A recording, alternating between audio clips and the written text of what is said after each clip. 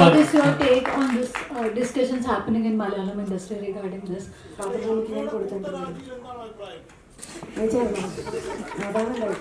Last year, a post in Facebook came out.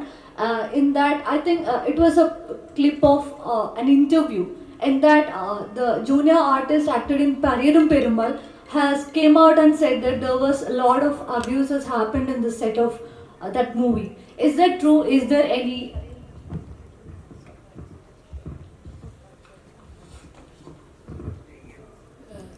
தெரில எனக்கு நீங்கள் சொல்கிறது கரெக்டாக வந்து அவங்க சொன்னது வாக்குமூலமாக யார் சொன்ன வாக்குமூலம் தெரில. நான் என்னோட ஃபோர்ஸ்ட் நான் என்னோட ஷூட்டிங் ஸ்பாட் எப்படின்னு எனக்கு தெரியும். ஓகேங்களா, அவங்க நான் ஆக்டிங் வாங்கியிருப்பேன், அதை வேறு யாராவது தப்பாக சொல்லியிருப்பாங்க, அவ்வளோதான். அவங்க சொல்லலை வரைக்கும். என்னோடய ஆக்டர்ஸ்க்கு தெரியும் எனக்கு நான் என்னவா எமோஷனலாக ஹேண்டில் பண்ணுறேன், என்னவா ஃபாலோ பண்ணுறேன் அவங்கள அப்படின்னு என்னோட ஆக்டர்ஸ்க்கு தெரியும். ஓகே, என்னோட 3 சினிமாக்களும் என்னோடய ஆக்டர்ஸ் தான் சொல்லணும், இன்னொருத்தர் சொல்ல முடியாது. ஏன்னா அவங்க யாருமே என்னோட ஆக்டர்ஸுக்கு என்னோட கண்ணீரும் தெரியும், என்னோட கோபமும் தெரியும். உங்களுக்கு எப்போவுமே வந்து அது மட்டும் தான் தெரியுது. நான் அவங்ககிட்ட கெஞ்சி அவங்களுக்கு வராது. ஓகேங்களா, என் ஆக்டர்ஸ் என் கண்ணீரையும் பார்த்துருக்காங்க, என் கோபத்தையும் பார்த்துருக்காங்க, என்னோட மௌனத்தையும் பார்த்துருக்காங்க, என்னோட அமைதி சைலன்ஸையும் பார்த்துருக்காங்க, என்னோட லோன்லையும் பார்த்துருக்காங்க அவங்க. ஓகே, என்னோட ஆக்டர்ஸ்க்கு என்னோட எல்லா விஷயமும் தெரிஞ்சு என்னோட 4th ஃபிலிம் 4 படத்துலையுமே என்னோட ஆக்டர்ஸுக்கு என்னோட மொத்த கதையுமே தெரியும். எந்த ஆக்டர்ஸுக்குமே மாரி செல்வராஜ் அப்படிங்கிற ஒருத்தனை தெரியாமல் நடிச்சதே கிடையாது, நான் அவங்களை கூப்பிட்டதே கிடையாது. எவ்ரி ஆக்டர்ஸ்க்கும் என்னோட ஒட்டுமொத்த கதையும் சொல்லிட்டு தான் நான் ஆக்டிங்கே கூப்பிடுவேன். இங்கே இருக்க எல்லா ஆக்டர்ஸ் நிக்கிலாவாகட்டும், ரஜிஷாவாகட்டும், என் கூட நடித்த எல்லாத்துக்குமே என்னோட ஒட்டுமொத்த கதையும் நான் சொல்லியிருப்பேன். ஒட்டுமொத்த கதையும் அவங்களுக்கு தெரியும். Okay, thank you.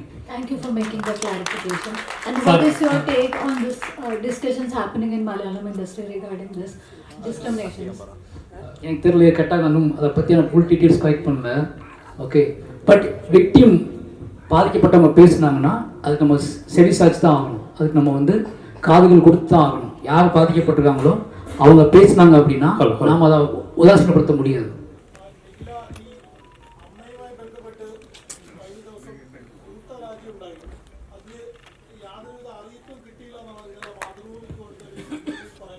First of all ചേട്ടൻ ഞാനത് മാതൃഭൂമിക്ക് കൊടുത്ത ഇൻ്റർവ്യൂ അല്ല, എൻ്റെ അടുത്ത സിനിമയുടെ പ്രൊമോഷൻ്റെ ഭാഗമായിട്ട് പോയപ്പോൾ അവരെടുത്ത ഇൻ്റർവ്യൂവിൽ നിന്ന് അവർ കട്ട് ചെയ്തിട്ടതാണ്.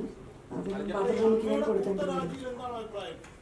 അതിലെ മാതൃഭൂമിയിൽ ചേട്ടൻ വായിച്ചത് വായിച്ചായിരുന്നോ? അതാണ് ഉണ്ടായിട്ടുള്ളത്.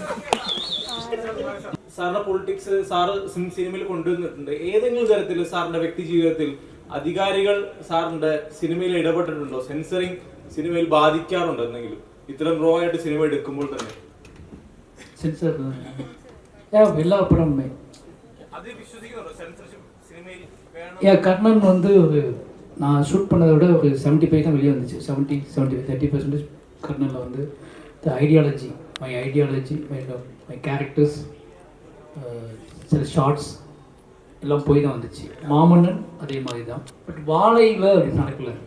வாழை மட்டும்தான் ஈஸியாக வெளியே வந்த ஒரு படம், சென்சார் ஆஃபீஸில் வந்து வெளியே வந்த படம்.